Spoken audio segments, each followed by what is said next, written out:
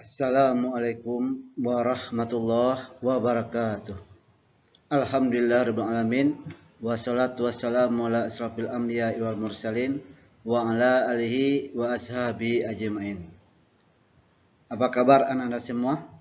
Hari ini Bapak akan memberikan video pembelajaran tentang tema substansi dakwah Rasulullah di Mekah.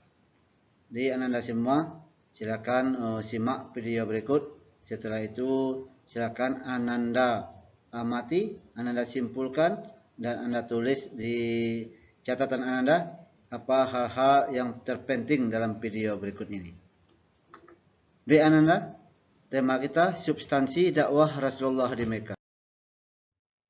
Lalu apa indikator pembelajaran yang harus kita capai? Yang pertama, peserta didik memahami substansi dan strategi dakwah Rasulullah di Mekah. Yang kedua, peserta didik dapat mendeskripsikan substansi dan strategi dakwah Rasulullah di Mekah. Ketiga, peserta didik menunjukkan sikap tangguh dan semangat menegakkan kebenaran dalam berdakwah. Lanjut Ananda, tujuan pembelajaran kita adalah pertama, peserta didik dapat memahami apa saja substansi dan strategi Rasulullah dalam berdakwah di Mekah. Yang kedua, peserta didik dapat menggambarkan strategi dakwah Rasulullah di Mekah. Yang ketiga, peserta didik dapat menunjukkan sikap tangguh menegakkan kebenaran dalam berdakwah di masyarakat. Jadi tujuan tersebut kan bisa Anda dapatkan setelah kita mempelajari pembelajaran berikut. Oke Ananda, kita lihat bagaimana kondisi saat itu sebelum kenabian Nabi Muhammad. Menurut ahli sejarah, kondisi Arab di zaman jahiliyah waktu itu dalam segi keagamaan mereka menyembah berhala, serta menyembelih hewan-hewan kurban di hadapan patung-patung itu untuk dimuliakannya. Mereka pada umumnya tenggelam dalam kemusyrikan dan dalam kehidupan yang berpecah belah, serta saling berperang. Setiap sengketa yang timbul di kalangan mereka, mereka serahkan ke penyelesaiannya kepada para pemimpin mereka.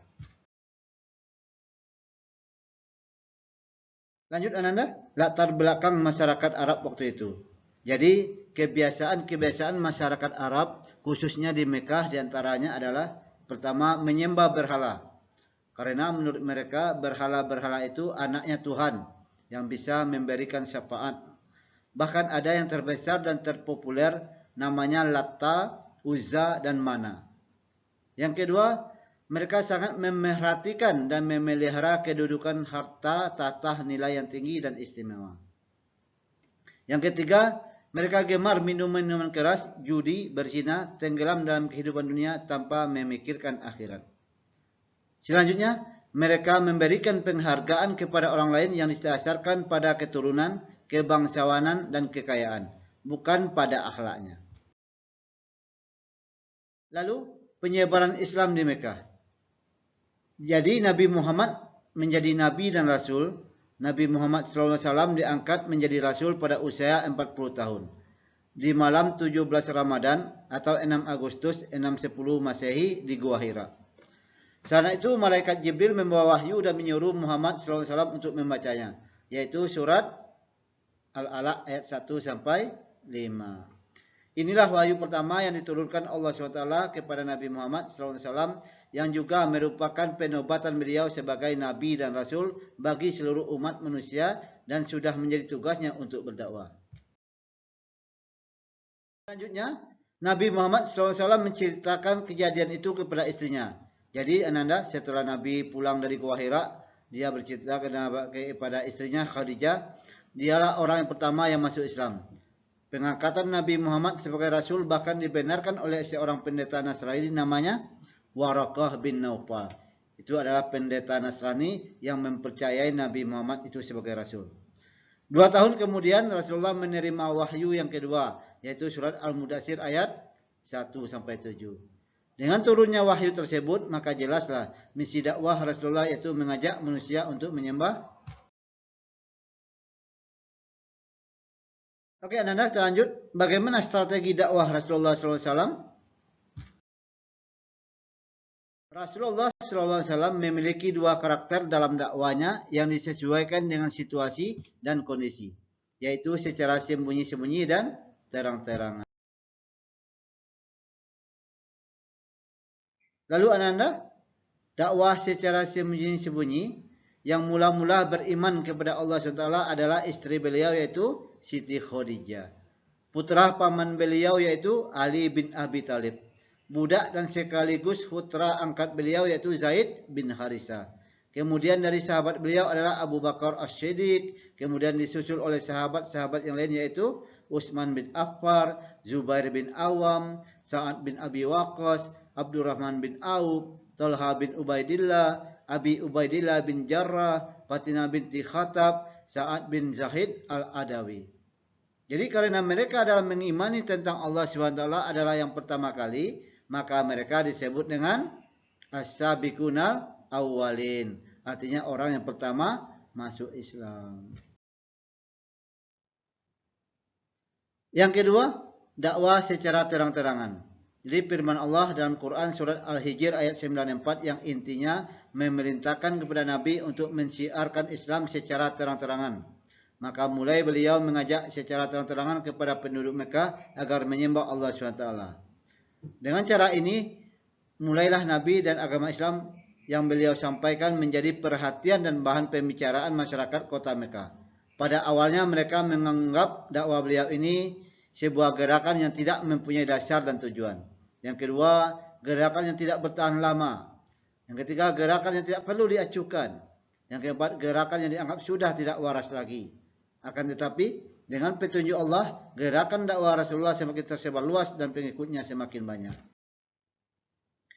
Lalu, substansi dakwah Rasulullah pada periode Mekah. Di dakwah yang dilakukan beliau pada intinya adalah menegakkan kalimat tauhid yaitu La ilaha illallah, tiada Tuhan selain Allah. Dengan segala konsekuensinya, penegakan kalimat tauhid tersebut bukan karena perkara yang sangat mudah. Sebab hal itu harus diikuti dengan sikap dan perbuatan yang nyata dalam kehidupan sehari-hari. Pada prosesnya dakwah yang dilakukan oleh Nabi SAW juga mengandung makna yang mengeluarkan dari zaman kebodohan sampai ke alam yang terang benderang. Lalu ananda, bagaimana reaksi masyarakat Mekah terhadap dakwah Rasulullah SAW? Jadi alasan-alasan yang menerima ajaran Nabi ada beberapa buah. Yang pertama, mengapa mereka menerima ajaran Nabi? Yaitu mereka meyakini bahwa apa yang disampaikan Nabi SAW adalah berdasarkan wahyu. Yang kedua, keteladanan Nabi Muhammad SAW yang dilakukan dalam kesehariannya. Ketiga, ajaran yang dibawa beliau bersifat rasional. Selanjutnya, ada juga yang menolak atau menentang ajaran Nabi SAW yaitu orang-orang kafir. Jadi mereka menentang karena mereka khawatir Tuhan mereka tidak akan disembah oleh masyarakat Mekah. Yang kedua, ajaran yang disampaikan Rasulullah bertentangan dengan ajaran yang mereka lakukan selama ini. Ketiga, mereka takut akan kehilangan kekuasaan. Lalu ada juga yang berpura-pura menerima ajaran Nabi, yaitu adalah orang-orang munafik. Jadi orang-orang munafik ini dia takut, dia ingin menghancurkan Islam dari dalam. Yang kedua, ingin merebut kekuasaan Nabi Sallallahu Alaihi Wasallam. Lalu ananda, ada keteladanan dakwah Rasul. Di cara dakwah Rasul yang harus diteladani oleh umat Islam antara lain adalah pertama, Nabi Muhammad berdakwah dengan keteladanan. Sebelum beliau menyampaikan sesuatu, maka beliau terlebih dahulu melaksanakannya. Jadi di samping dakwah dengan lisan, dakwah juga dilakukan dengan perbuatan, sikap dan keteladanan dalam kehidupan sehari-hari. Yang kedua, disampaikan dengan penuh kehati-hatian, sabar, menggunakan bahasa yang halus dan lemah lembut, serta dengan bahasa yang sangat mudah dipahami. Yang ketiga, Rasulullah SAW memposisikan para pengikutnya sebagai sahabat. Hal ini tercermin dalam sebutan para pengikutnya, yakni sebutan sahabat. Di cara seperti ini menimbulkan rasa simpati yang luar biasa, karena dalam Islam nyata-nyata diterapkan kesetaraan. Keempat, Rasulullah SAW selalu bersama para sahabat-sahabatnya baik dalam keadaan suka maupun duka. Dengan demikian terjalin persatuan dan kesatuan dan solidaritas umat Islam yang sangat kuat. Dalam berdakwah Rasulullah SAW tidak pernah memaksakan kehendak. Rasulullah hanya menyampaikan ajaran dari Allah SWT dan memberikan pemahaman secara rasional dan dengan hati yang jernih. Lalu Ananda semua, kesimpulannya hari ini yang dapat kita ambil, pertama, ajaran Islam periode Mekah yang didakwakan Nabi Muhammad SAW pada awal kenabian adalah pertama, keesaan Allah SWT, yang kedua, hari kiamat sebagai hari pembalasan, yang ketiga, kesucian jiwa, yang keempat, persaudaraan dan persatuan. Itulah materi yang dapat Bapak sampaikan. Sekali lagi, silakan Ananda tuliskan kesimpulan atau bahan-bahan penting yang bisa Ananda ambil dari video berikut. Dan besok dikumpulkan ke meja Bapak atau ke Bapak waktu kita pertemuan berikutnya. Sekian dan terima kasih Ananda, tetap semangat. Wassalamualaikum warahmatullahi wabarakatuh.